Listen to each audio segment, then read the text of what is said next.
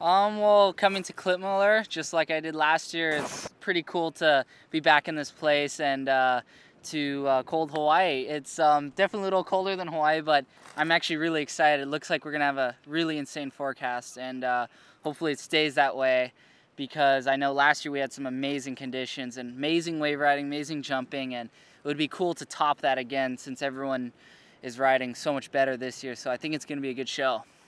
You can definitely tell everyone is approaching the waves with a lot more flow and almost a little more surfing style and not as hacky as, previous years. I think it's just more than anything, the level is being, stepped up in jumping and now in wave riding, and it's just, you kind of have to bring all your cards to the table when you're competing at a place like this, only because if you're really good at doing the turns but you don't have the tricks, you're not going to make it. But if you have the tricks and you're not good at the turns, you're still not going to make it. So you really have to bring it all together, and I think that's good for the sport as well, because constantly the riding is progressing in a good direction. It's not just going to tricks. It's combining the classic style bottom turn to top turn. And to be honest, my favorite windsurfing to watch is just guys doing full rail to rail carves, and when you can throw in a really explosive move,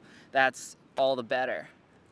It's hard to say who's going to be really wave riding the best, since the level has already been kind of evening out between all the riders. I know that I've really enjoyed watching Cowley in these conditions, because he's probably one of the few guys that continues to keep his rail in the water instead of going flat to make it through sections. It's going to be interesting depending on the conditions. If it's side offshore and a little more down the line, I would expect to see Cowley and Brazinho and those guys really pushing it hard and kind of getting people on their toes. And as soon as the wind turns onshore and there's going to be a little more jumping, and really a lot of moves are going to be counting higher on the score sheets, I think that guys like Victor, Philip, and are really going to be putting everyone on their toes as well. So it's it can go either way. I mean, everyone's sailing so good.